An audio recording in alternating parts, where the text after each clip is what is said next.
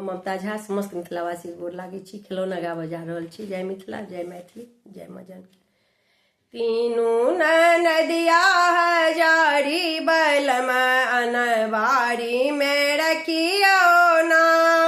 तीनू नदिया जारी बलम अनबारी में रखियो ना। अनबारी में रखियो, अनबारी में रखियो। तीनू नदिया जारी बलम अनबारी में रखियो ना। तीनू नदिया जे गेली फुलबारी, गेली फुलबारी, ओ गेली फुलबारी। तीनू नदिया जे गेली फुलबारी, गेली फुलबारी, ओ गेली फुलबारी। मलिया से जोड़ लेली यारी बलम अलबारी में रखियो ना। मलिया से जोड़ लेली यारी बलम अनबारी में रखियो ना।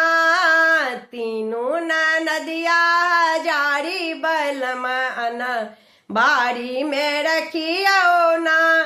तीनू नदिया जे मंदिर गेली, मंदिर गेली, ओ मंदिर गेली। तीनू नदिया यो मंदिर गेली, मंदिर गेली, ओ मंदिर गेली। पुजारी से जोड़ लेली यारी बलम अनबारी में रखियो यो।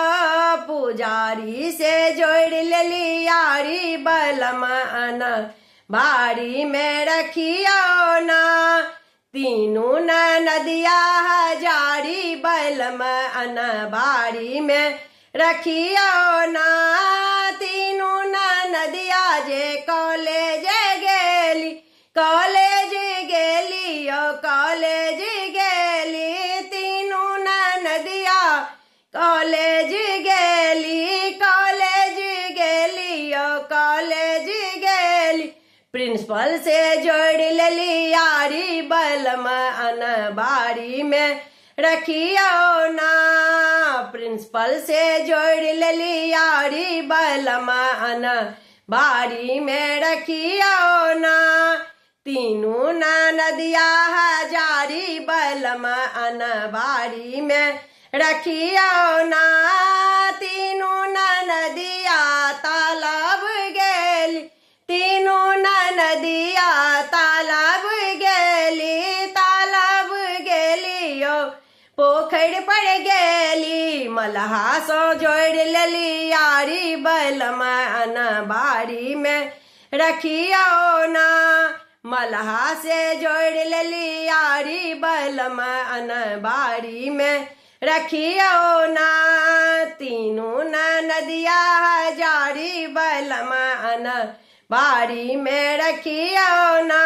अनबारी में रखियो, अनबारी में रखियो। तीनू नदिया जारी बलम अनबारी में रखियो ना। धन्यवाद।